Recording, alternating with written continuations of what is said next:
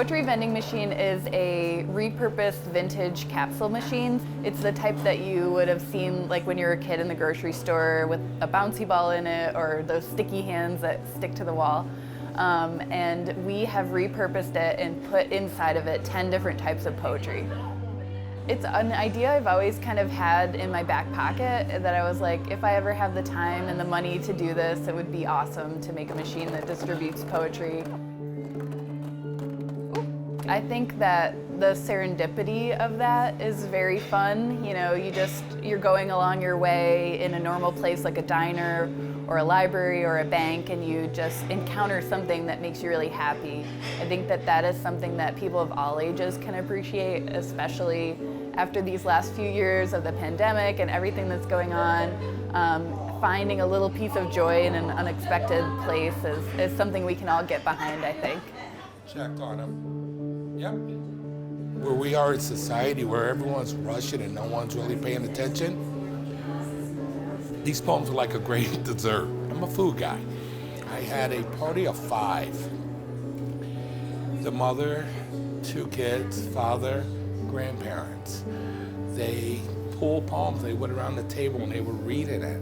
And I'm listening, and the mother started dissecting the poem. And she was explaining to the family which poem come from where and how they're written. But to even just sit back and watch people read these poems and share them just blows my mind.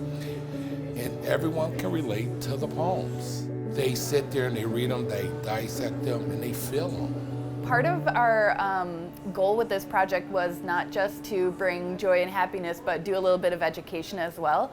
So in the poetry machine, there are 10 different types of poems. A lot of people know a sonnet or a haiku, but there are also 9 other types of poems. So there's things like a list poem, which is, it uses a list format to make the poem. There's an ekphrastic poem, which is a poem written that's inspired by a work of art. Erasure poems, which erasure is a form of poetry where you take an existing text and you erase most of the text and the words that stay behind make the poem. So it's kind of like a redacted document. When people walk through the door and they start reading the poems and they're trying to put together a diner and a poem, and it blows their mind, the fact that there's poems being given out at a diner. A lot of them relate and they feel and think it's a great fit. It's unique, it's different. It keeps people intrigued. Part of the goal and the mission of the Poetry Machine is to reach people who wouldn't necessarily open a book of poetry. You know, very few people are going to walk into a bookstore or a library and decide to get a book of poetry, if there's even one there. So this is a way that you can encounter poetry, and it's not, you know, you don't have to go to the poetry is coming to you. Poetry could honestly be almost anything, is my personal view of it, but it doesn't have to use like high language. It doesn't have to be about love or nature.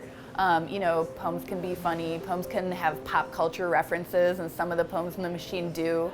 You know, they can talk about current TV shows and text messages, and sometimes people just, because of the way that we're taught poetry, I think in school, they just assume that poetry has to, you know, address these high concepts or something, but that's not, it can, but that doesn't have to be the case. And I think it probably would be better if poetry and art wasn't seen as up on a pedestal. You know, I think that we always want more viewers, more readers, and that's not a good attitude to have if we want more readers for our work. The Poetry Machine has moved from Chef Darrell's Mountain Diner in Blue Mountain Lake to Indian Lakes Community Theater for the month of March, and then it's heading on to Northville for the month of April. You can find out more by visiting the Adirondack Center for Writing's website.